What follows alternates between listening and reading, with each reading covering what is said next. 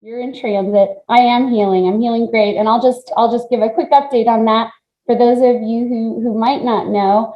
And certainly one of the reasons I want to share this with you is because my husband and I were on a head-on collision in Sandpoint, Idaho, on our way to Montana on December 23rd. And it was bad. It was, a drunk driver. And I ended up with 9 fractured ribs and a fractured lumbar and had to spend 4 days in the hospital over Christmas. But all of the blessings and support that have come from that have, I will certainly say, changed my life. And you are all a great part of it. I've had longtime friends that I know are always there, but it's real awakening to realize you're truly part of a community with Puyallup and Sumner and all that this job has afforded me. So as tough and challenging as that was for our family, I'm so grateful for all of you. So thank you for the well wishes and the love and the support. Really, really appreciate it. Not a bad way to start off the new year. All right, December, we had our legislative breakfast. I love that. It's certainly now going to be an annual event. Bill Corum's Puyallup Nissan hosted us, and we had a good 75 to 85 people there, along with our legislators and county council, and they gave us a little update of the types of things to have on our radar that are going to be important this session. It's a 105-day session, jam-packed with all kinds of fun stuff that are would be issues pertinent to the business community. Like always, I will be there and testify anytime you need us to. Lori and I will write letters if I need to twist some arms to testify in the community, from your voices as well. I will be leaning on you for that. This morning, we will have Carolyn Logue, our South Sound Chamber of Commerce lobbyist. There's 8 chambers that are kind of smaller. Some chambers can afford to have their own lobbyists, but it's nice when 8 of us in a region that has very similar issues can bond together and get someone of the caliber and quality of Carolyn, who really, really knows her stuff, and her energy and way with words is great. She provides updates to us every Friday on a phone call at 3. The last email I saw looked like I could invite members of our GAC potentially on those calls. And if you're just someone who, we're all busy in our lives, but obviously are tracking these important issues, I will always send the report, which is a written report she provides us every week, to this group. But if you're someone who wants to hear a little more firsthand, the recap summary that she provides for 30 minutes, I believe I'm able to invite you. And so if you're someone who wants on that call list, I won't put all 100 people that I have from the GAC thread on that calendar hold until I get confirmation on how many people I can have. But if you know that's something you would like to have on your calendar and have the option to attend, it's Fridays at 3 p.m. during the session. Maybe message me or send me something here in the chat or email me. I'm happy to include you on those calls. So Carolyn will be joining us at 8:30. I'll also mention, while I'm thinking about it, that our GAC meeting scheduled for February 7th will be actually a hill climb day with the NFIB. There's more details to come on that. We have partnered with them in the past, and it's really nice when an organization as large as they are can assemble, panels of people where you would come have a breakfast at the Capitol, and then they schedule meetings throughout the day. You'll get to hear on certain topics. It's just such a great way, if you're not someone who has ever really gotten involved at that level, it's a great way to see how it all plays out. And so I believe that is what we're shooting for the February GAC, is to actually be in Olympia. So more on that to come. But I would hope that a few of you might take us up on joining us for that. So with Carolyn joining us at 8:30, I would like it to maybe start with our, checking in with our cities and then county, anyone else that's here. So not to quickly put you on the spot, but I know I have Meredith and Ryan and Mayor Johnson here that could speak to our cities. So if either of you want to pop in and let us know, how your New Year's kicking off and what kind of things you're prioritizing. And there's Meredith driving, multitasking. We would love to start with you. So Meredith, how about you? Well, I will go first. And yeah, sorry, my time management this morning with HVAC guys showing up at my house to get us some new heat, which my son is thrilled about because he has no heat in his room right now. So thank you for letting me join via my car. Yeah, so the city of Puyallup, we have our first council meeting of the new year this evening. A lot of really exciting things that I think we'll be seeing in this upcoming year. And definitely, we'll be giving a more sort of thorough update at the State of the City's luncheon in a few weeks. Yes. But, some of the exciting things that I think we'll be seeing coming down the pipeline are some of the different items that we're doing around economic development, both in our downtown area. We have another city-owned property, the Cornforth Campbell lot, that is going to be going out to RFP shortly for redevelopment. So we'll see, how developers respond with that. We're pretty excited. The AOB property, which is under contract with Lauren Cohen, the project is called the Ezra. That one continues to move forward with permitting. So, and we have a number of other properties that are not city-owned downtown that are in different phases of pre-development and permitting. So we're looking at probably adding somewhere between 500 and 600 units in the downtown core over the next couple of years, which I think is really awesome and will give us a lot of vibrancy, more people living downtown who will shop downtown and dine downtown. On the other side of things, we have a number of projects happening up in South Hill. So for example, the new hotel that is underway at the South Hill Mall. And there are a couple of other interesting and exciting projects that I will update more on later during the State of the Cities. So I think with that, I don't know if Mayor Johnson wanted to chime in and share any of his thoughts. Yeah, that would be great. And Lori, if you could put the State of the Cities link in our box. This is a first time event for us. We're really excited to have Sumner and Puyallup representatives, mayor, economic development, city managers. We're also going to have, police, fire, our main streets. So just a great luncheon and just a great touch base, a way to start off the year and, hear a little bit about what's going on with each of the cities. So that is, am I saying that right? January 24th, 11:30 to 1:30, I believe. Yeah, so come. If you're not registered, please come. Mayor Johnson, love your background. Love your background. I wish I could say it's out my window, but actually, if I had a big enough window, that would be exactly out my back window. The roller coaster does face to the west of my or the east of my house, and so but this is a cheat sheet. So anyway, yeah, thanks for the opportunity to share. I want to apologize. I'll need to sneak out a little early today. I have some other tight schedules, but I wanted to jump in and listen and share. In terms of Puyallup, I was reflecting back in 2022, and although I'm grateful for the things that we accomplished as a city and as a council, I'm not content with moving forward in a kind of a replay for 2023.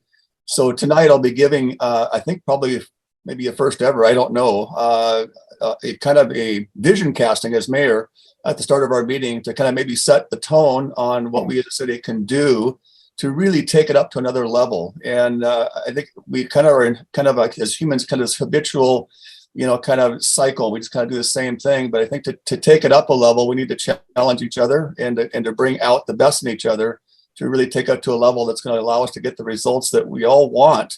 But we realize it's going to take some effort and work and even sometimes a little bit of uncomfort to get there.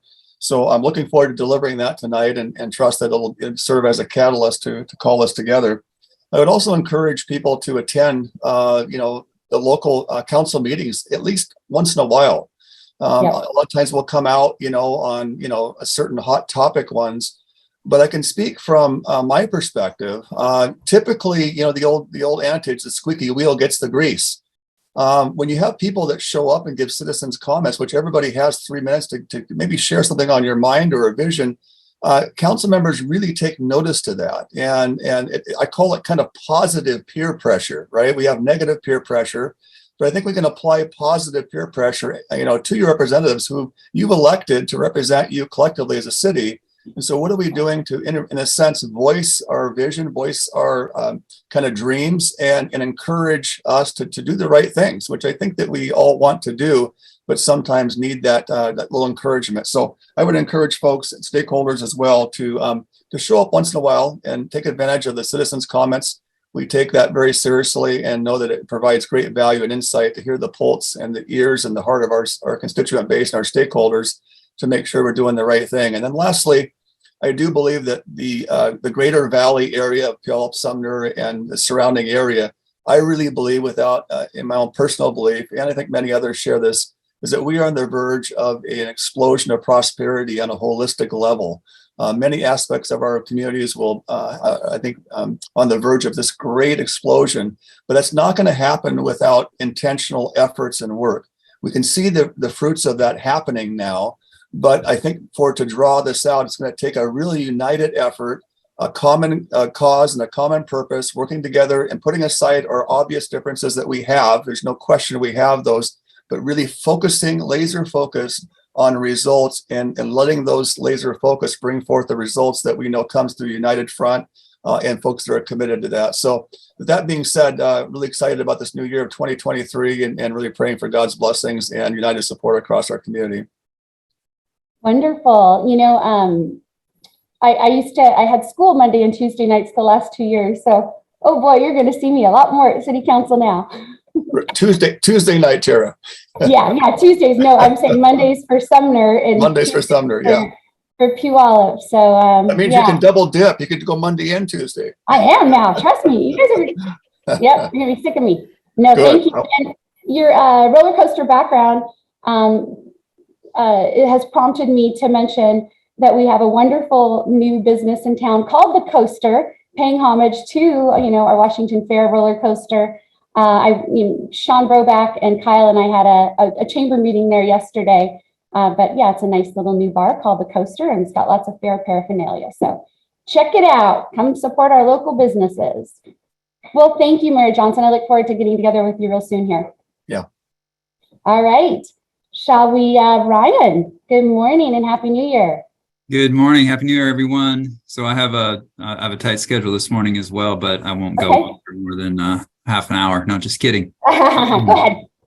We have a lot going on in Sumner, and as Meredith alluded to, we do have the upcoming State of the Cities meeting, which we'll get into more details, but just some highlights of what's going on here in Sumner as of late. The downtown WUNRF and utility project continues to move forward, and this is constructing a WUNRF, which is a living street type plaza around our downtown park. That is making good progress, even though the weather, you wouldn't think it would in this kind of weather, but they are pouring concrete and things are looking good. Awesome. The council continues to move forward on their affordable housing initiatives. Last Monday, they adopted a zero lot line subdivision code, which basically allows a townhouse style development to be subdivided into single family lots, which is kind of interesting. They're doing in lots of places around the state, and it offers an opportunity for an affordable, basically fee simple single family home to be purchased more affordably. So that's something moved forward. They've also adopted changes to our accessory dwelling units, and they're looking, what's coming up is looking at allowing for short plats to go from 4 lot minimum to a 9 lot minimum, and some other changes around our short plat code that would make it easier to do infill lots and take advantage of properties that could be further subdivided. We also have ongoing planning efforts for activating our alleys downtown, redesigning Heritage Park downtown, working with consultants on that. And we're also going to hire a consultant to update our Parks and Trail plan, the comprehensive update to that plan. So we're excited about moving forward on that. The fire recovery for the fire, the Sumner Main Street Association has collected thus far about $26,000 in donations. So they're going to be looking at how to distribute that to those who were impacted by the fire. And we're continuing to try to track down more government assistance in that regard. And we also yesterday started the last mile transit system that the council approved last December. We've been calling it the MIC transit system for a while. And what this does is it connects employees from the train station to employers in our industrial area. So people that would otherwise be walking, biking, or riding a scooter, they can now work with their employer and becoming a part of this system. You have to actually sign up. The employer has to sign up, and the city is funding it, but there will be we still charge for a ride, $6 a ride, which we're hoping is going to be subsidized by the employers, and it looks like that will likely be the case. Amazon, REI, Sekisui Aerospace, and LKQ Automotive Distribution are the four businesses that we have most closely been working with and are most likely to sign up here this week. So the system's operating with nobody on it right now, but they're kind of working the bugs out of it. And hopefully we'll have ridership starting next week. So we're excited about that. The Sumner Commuter Connector is the name of it. Nice. That's what I've got for that. Nice. I'm wondering what kind of benefit, or, I for a while there, I had lots of Ryan's tour bus, little tours throughout town and kind of, going through the MIC. I wonder if that's something we can potentially offer our chamber membership, anyone who might want to do a tour and kind of learn a little bit more about who's out in that area. Perhaps we could talk about that some. Yeah, it's a 21-seat shuttle, and we can just talk to our contractor about our vendor about kind of what opportunities we might have to use it for tours. I agree. Okay, awesome. Be good. Yeah, I learned a lot each time. Well, thank you for the update. Really looking forward to the state of the cities with you all. Let's see, how about, I don't see that Carolyn is on yet. And if she is, then holler. I know Lori's keeping an eye out for me as well. So County Councilman Dave Morrell, let's check in with County and your great plane in the background. It's that fun field. You got it. Yep, that's Fun Field. That's in my backyard. So one of the areas that I focus quite a bit on for both workforce development and economic support for Pierce County. First of all, and I am grateful and thankful to see you vertical. So good job. Thank you. And thank you.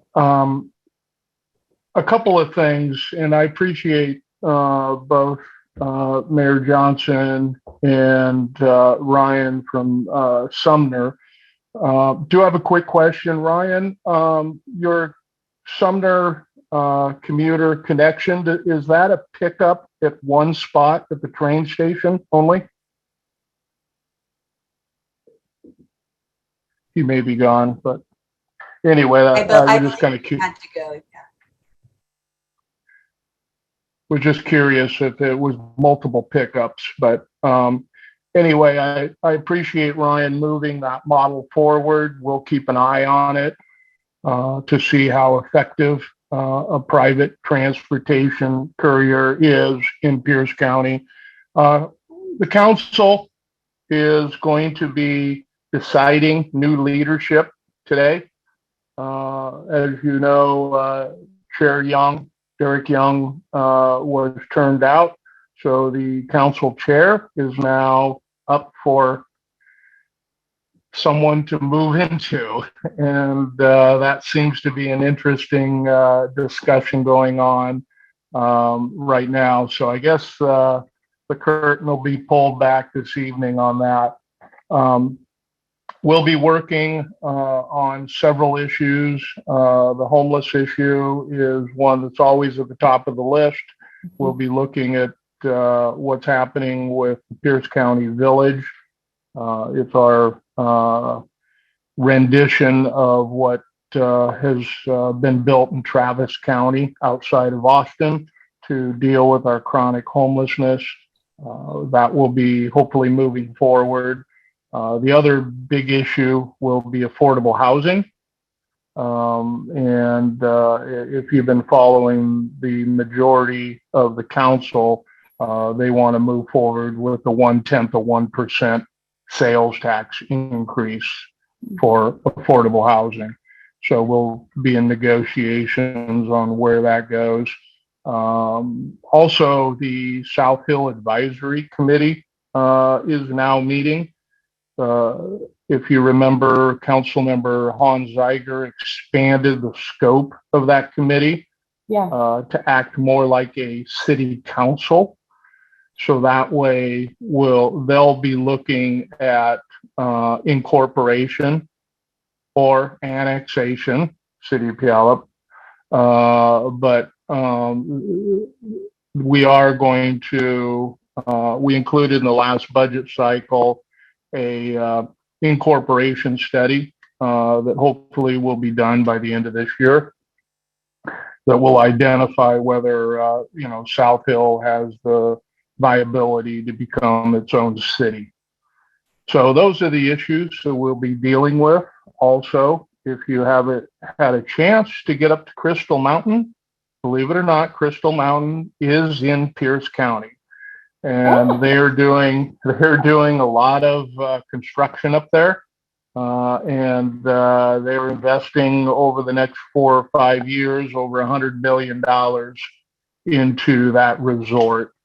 So get up there, enjoy the snow, and I appreciate the opportunity to update you on what's happening in Pierce County. Take care. Yeah, thank you for being with us this morning. Appreciate it. Well, I get to kind of free for all right now. I'm not seeing Carolyn quite yet, but a couple of things are coming to mind. First, I see Diana Swartz is on the line. She and her husband have Fitness Quest and Daffodil Bowl, and I'm very excited that she has joined our board this year. She and Mel Egan, also Robert Kalin from Elements, and Stephanie Schramm, Madcap Marketing, are all 4 new board members. So really, really excited about that. So thanks for being here, Diana, and logging in. I know advocacy is very important to you and your husband, and economic development is as well. So expect to be hearing and seeing more from Diana, and your engagement is appreciated. I also will thank and call a shout out. Scott Armstrong is on the call today, and Sharp Systems is who brought us the legislative breakfast, which again was fantastic. They teed up our morning session with a presentation on cybercrime, and lo and behold, I've been hit again this week. So it's out there, and for all of that we're doing to try to make people aware of it, it's still happening. And so crime in general has definitely become a topic. It's impacting the business community on so many levels. So expect another crime symposium, again with Sharp, here later in the year, as we kind of keep wrapping our head around what can we do to support the businesses that have been impacted, what can we do to prevent crime, all that entails. I know our legislative session has a number of bills that we hope to kind of go back and either put to bed or overcorrect the overcorrection of, but that would be things like the right to pursuit for the police is definitely a hot topic. And we hope to see and garner more support for kind of putting things back a little bit more in order, if you will, in support of our public safety officers. Anyone else? I know we have Shelley Willis from Workforce. If there's any updates on your end, I know we now have a sub hub, if you will, in Puyallup at the South Hill Mall for workforce development. If you want to say any couple words about how that's going and what those services are that you're offering out of there, that would be great. And I'm putting you on the spot and you're in transit, but if you like, you may chime in. Hi, hello, good morning, happy new year. Yes, I am. The only update I have from our workforce perspective is we're preparing to do presentations and updates ourselves around our economic business growth and economic impact in Pierce County overall. The most recent thing that we're really excited about is we just added another satellite site. So the Puyallup Library is now a connection or a satellite site where you can access your WorkSource system opportunities. And so if you can't get to South Hill Mall, you can go to the library. They have computers that are designated so that you can access WorkSource WA. Their librarians are very prepared to help you navigate the site, to assist you with your education and employment navigation and opportunities. And we are about to launch at the library a job skills training program. So what will be happening is some of our partners will be coming in and hosting job skills preparation. What we realized is that during COVID, even though we connected virtually, a lot of interviews are starting to be in person now, and some of those interpersonal skills and connections and habits have not necessarily translated over in person as they may have virtually. And so we're really working with any job seeker who is wanting to improve their skills. And so those announcements will be coming, and they'll be via the library, via our WorkSource Pierce site. So we're excited about that. And of course, you'll hear it again, Collaboration for a Cause will be also with the library at Pioneer Park Pavilion in March. So those things are exciting and coming up that I can think about off the top of my head, Tara, that's really cool to inform. Thank you. Good job. I appreciate it. We love workforce. And you know what, Zachary, I don't know that I've met you. Maybe I have, but Multicare, do you want to introduce yourself and let us know what you do for Multicare? Yeah. Sorry. Hi, everyone. I'm Zachary, and I'm with Multicare, which for in the Puyallup Sumner region, we have Good Samaritan Hospital, as well as a few clinics and off-campus emergency departments around the area.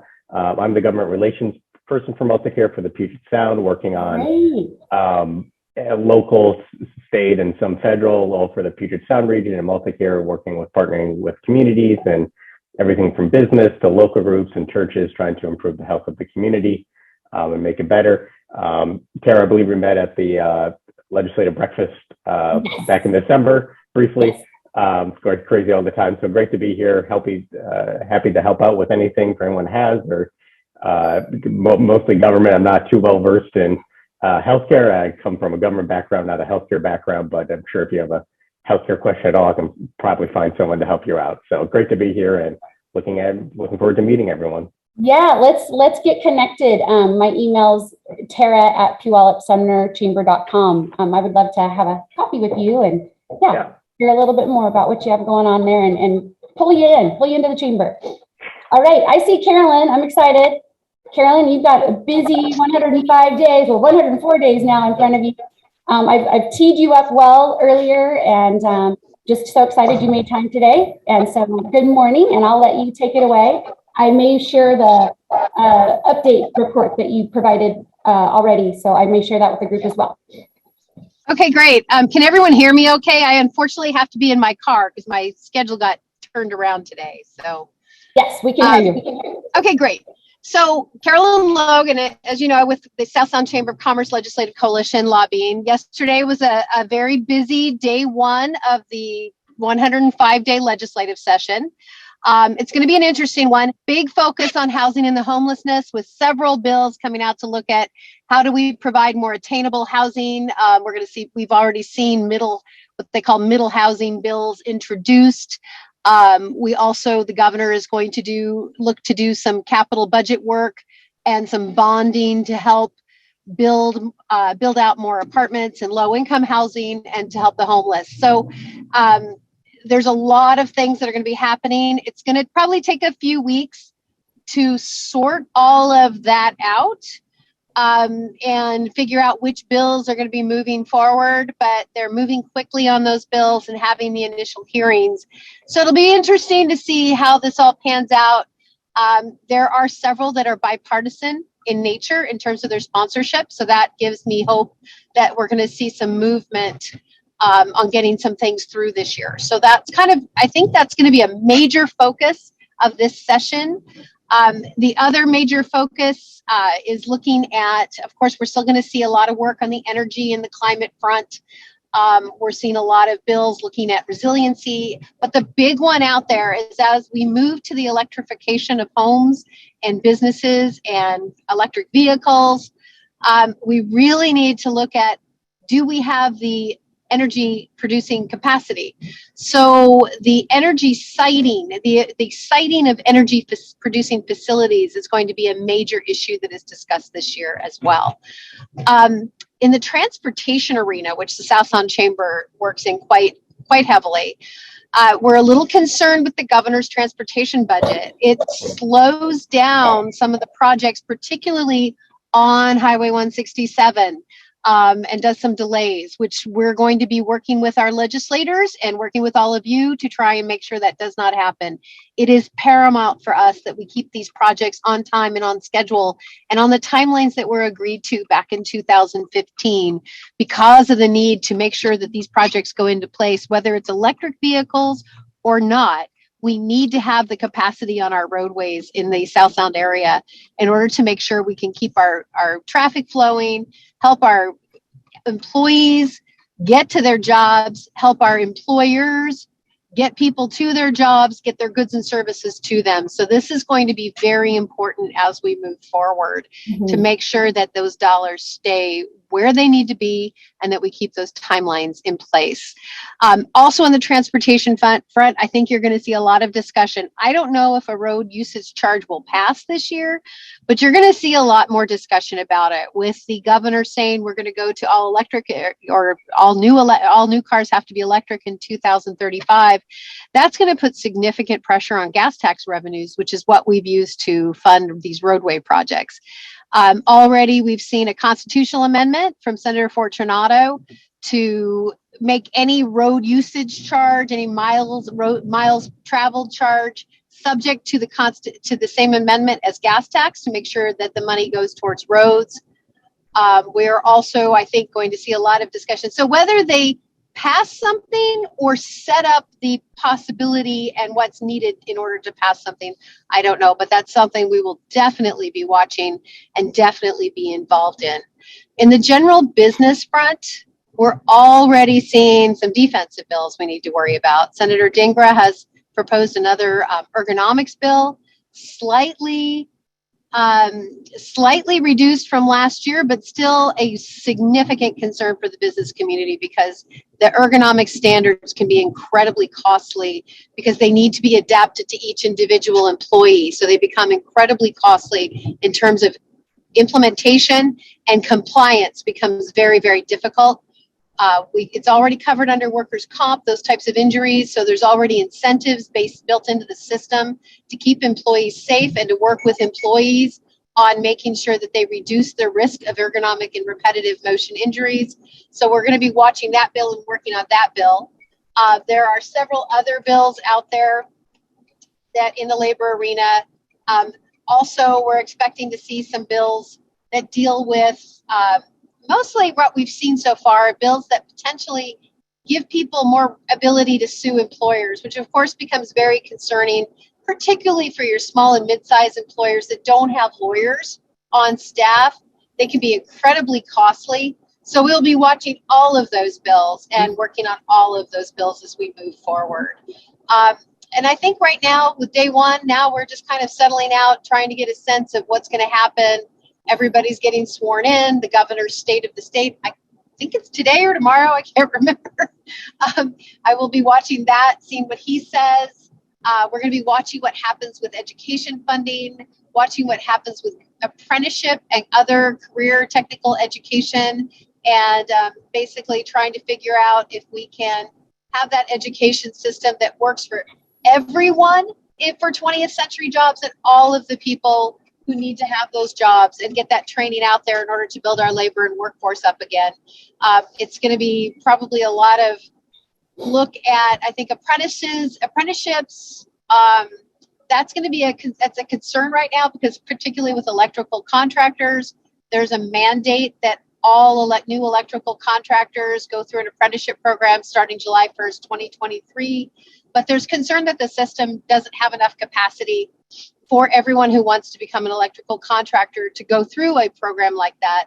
Small contractors, small businesses are often not affiliated with apprenticeship programs and have a difficult time being able to have an apprentice versus a trainee. And a trainee is somebody who's doing classes and training on the job, but not necessarily affiliated with a formal apprenticeship program. So the question will be, what happens to all of the trainees out there who are close to being able to take the test, but can't yet, and on July 1st, 2023. And the other thing is what happens with all the small businesses who want to be able to have trainees and train employees, but there's not enough programs for them to affiliate with, or the cost and expense and administrative burden is too high for a small business, a small contractor, to become an apprenticeship training agent. So there's a lot of these little things that are going to be out there. I think you're going to see also of course, big budget discussion. The budget looks good right now, but just judging from all the signs are pointing to, we're headed towards a recession. I think you're going to see a lot of talk about what we can do about inflation, healthcare funding, hospitals and hospital staffing shortages are going to be a huge discussion this year. And so it's going to be a busy session. The next 4 weeks are when we see everything sort of sort out. And you'll see a lot of bills flying through the legislature. That first cutoff, which I believe is February 17th, is going to be a very big day to give us the ability to know what's actually going to move this session. So any questions from anyone?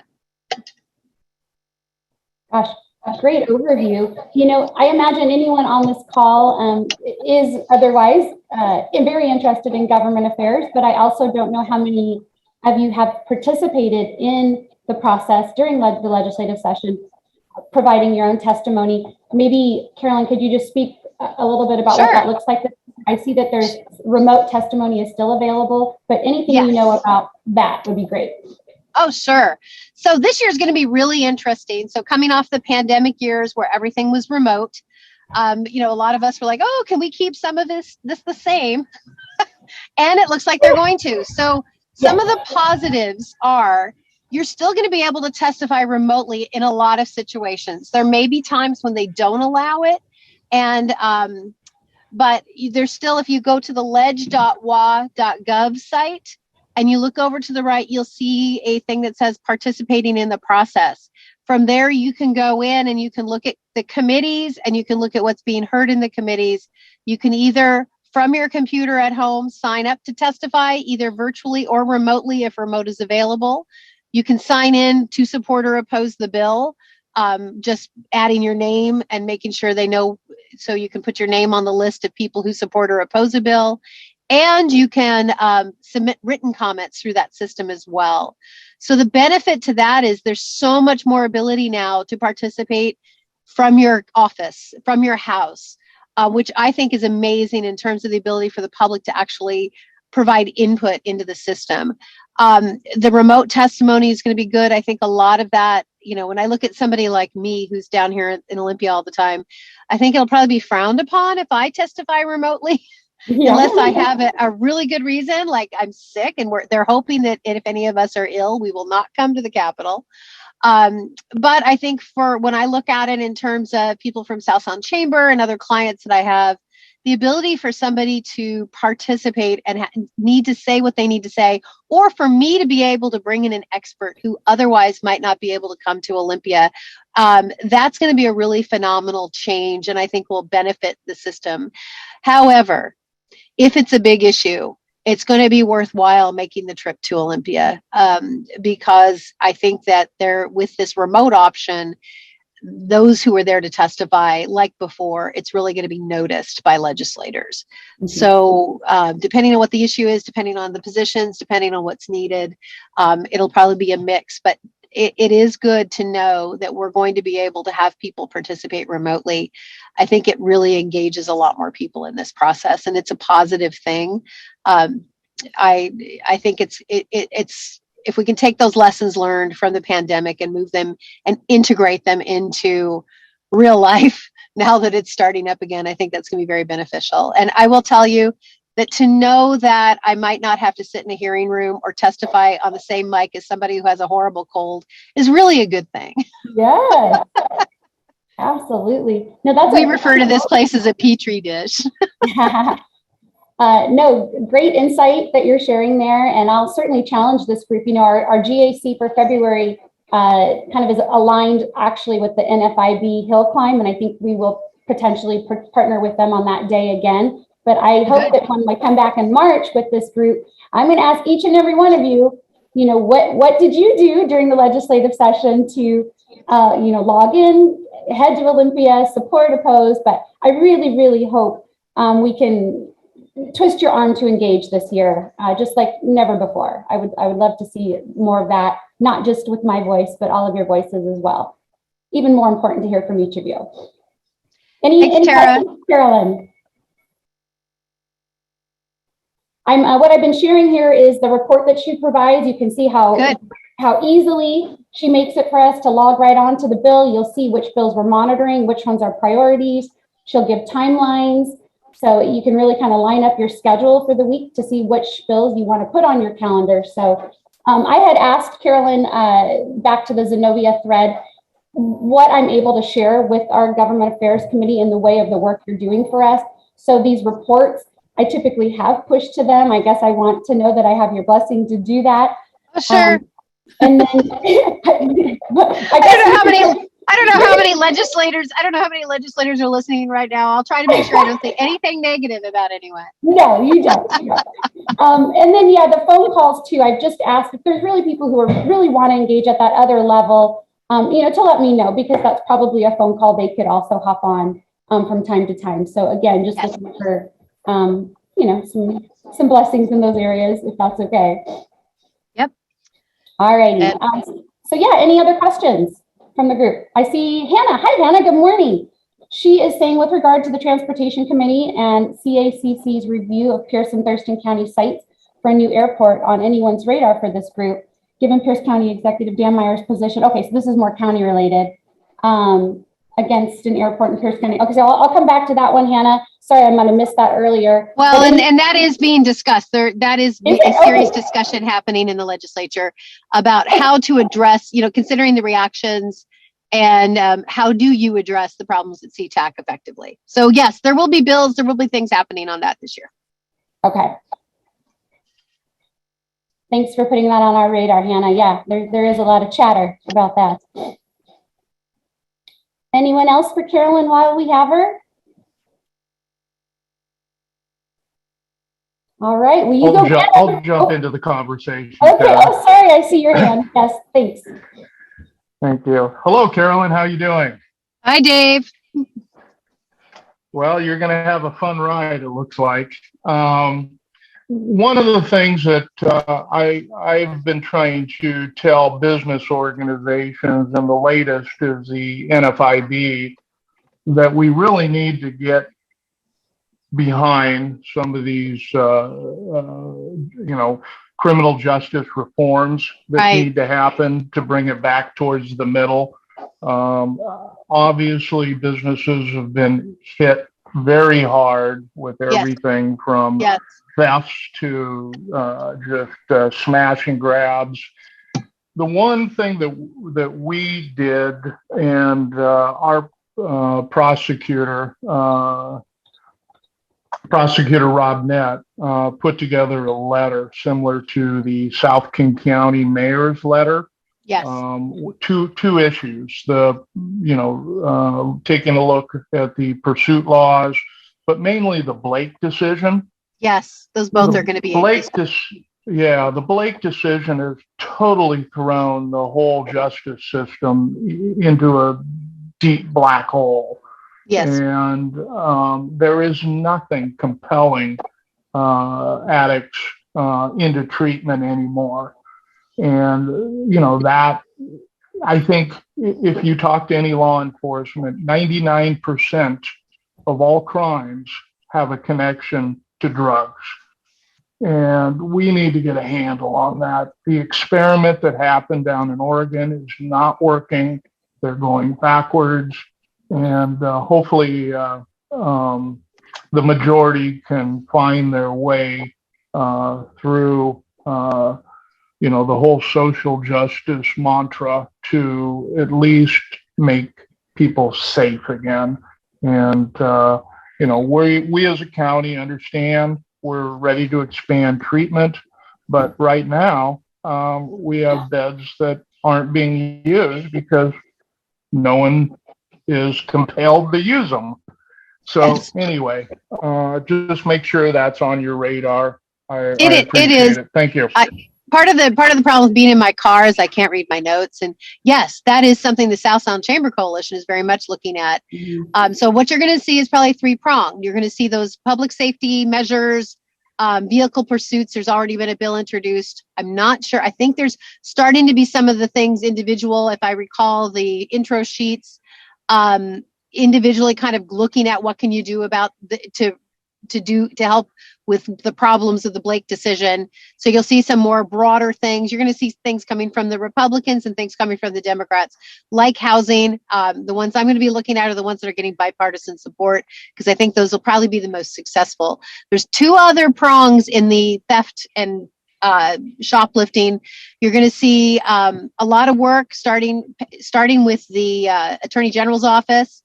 With some budget money to put into, and then also there's some bills and you know, the Inform Act passed at the federal level to help with organized retail theft on the side of kind of the internet and online selling of the products that they steal, which has been, you know, of course, lucrative for these organized retail theft. So kind of shutting down those marketplaces that don't check where that product's coming from. The other piece of it is, I know from working with the Food Industry Association, others, what can we do to help empower retailers in their stores and businesses in their businesses? Right now, retailers cannot stop people inside the store. So can we give a little bit more empowerment to the retailers to be able to stop theft in the store itself? Right. Because once it gets to the front of the store or out the door, it becomes usually a very violent interaction, which is why you see store owners just letting it go. So trying to figure out how we can do that. And then it's possible in certain areas that the business community we're talking about possibly looking at additional dollars towards law enforcement agencies for emphasis patrols in areas and stores where there is a lot of theft and shoplifting happening. Because it's not just organized retail theft. It's also, this comes into the homeless crisis. It comes into the mental health crisis. People are just hanging out outside these stores and going in and hanging out outside the stores and then going in and taking things. And it's really difficult for the store owners because this isn't a criminal per se, but this is also a person who's very unstable, and they're trying to find that kind of help. So these are the things that are going to be happening. A lot of discussion. How much can actually get done, I don't know. But at the same time, just so you know, it is on everyone's radar screen because it has become such a horrible problem. And unfortunately, I probably need to go now because I need to run to another meeting. Yeah, you got it. Hey, your brain packs in a lot of information. Thank you so much for making time for us this morning. No problem. Let me know if you've got any other follow-up questions. Just send me an email, Tara. You know how to get a hold of me. I do. Awesome. We'll see you Friday. Thank you. All right. Thanks. Bye. Bye. All right. Well, hey, anyone else here have any announcements to make, questions to have before we scoot out of here a little early?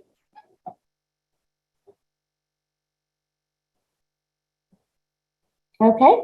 Hearing none, I'm going to give you your Tuesday morning back, and so appreciate you all being here. And I hope all of you will join us for our hill climb on February 7th in Olympia, which we'll see what we can do to maybe arrange some transportation too, so we're not all trying to deal with the parking situation there.